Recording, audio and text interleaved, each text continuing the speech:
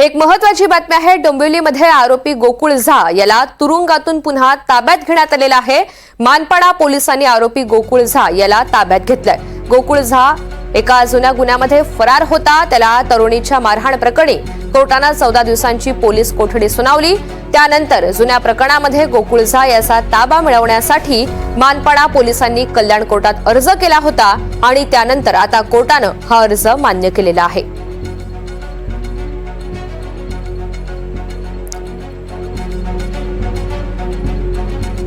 अधिकची माहिती जाणून घेऊयात। अमजद खान आपल्या सोबत आहेत। अमजद,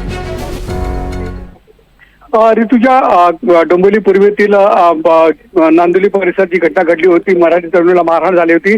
या प्रकरणातील आरोपी गोकुळ झा आणि त्याचा भाऊ रणजित झा या दोघांना आज परत मानपाडा पोलिसांनी कल्याण कोर्टात हजर केले होते।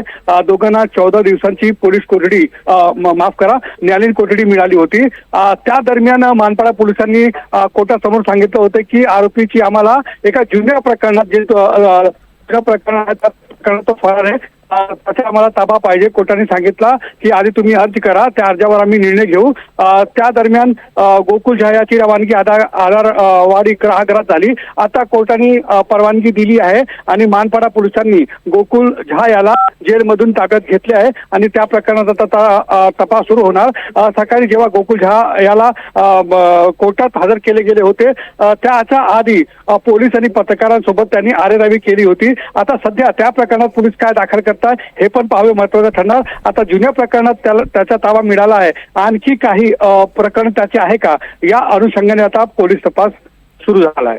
अगदी धन्यवाद सविस्तर माहितीसाठी।